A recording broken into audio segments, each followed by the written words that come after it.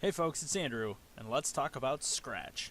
Or rather, hey folks, it's Andrew, and let's talk about Scratch. Believe me, your students are going to do way cooler things with it than that. And yes, I said Scratch, but I don't mean...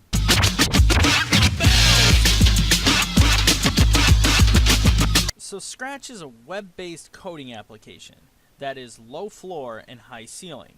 I mean low floor meaning it's really easy entry point for beginners to get started, and high ceiling meaning that if you really want to go crazy with it, you can create some really, really cool stuff. Like this, for example.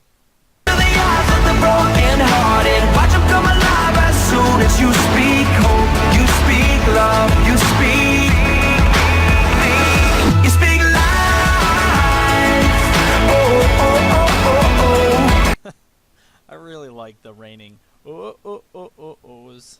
So there's also this one that turns a cross section into a 3D object.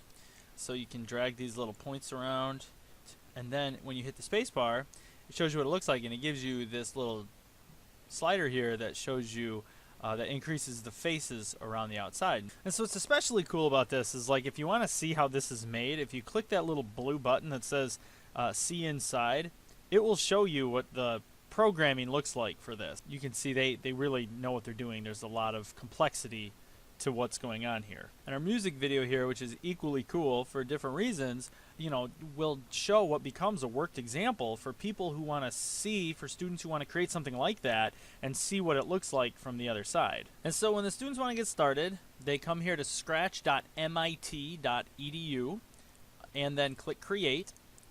And of course Rome wasn't built in a day, so they're going to have to learn to build up to some of those more complex coding pieces, but it starts them out with a blank background and this sprite, it's called, of a cat, and then motion. And so maybe start out with something simple, right? So when the flag is clicked, we want the cat to rotate 90 degrees.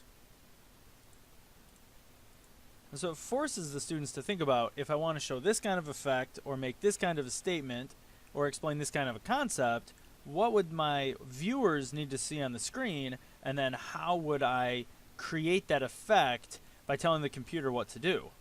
And when you consider universal design for learning, having additional options available for students to report out what they've learned is an essential component. Plus, there's a Scratch Junior option available for the iPad, which has even less literacy involved for the younger students. So let me know if you want to explore Scratch and how it can help your students, and I look forward to seeing you around.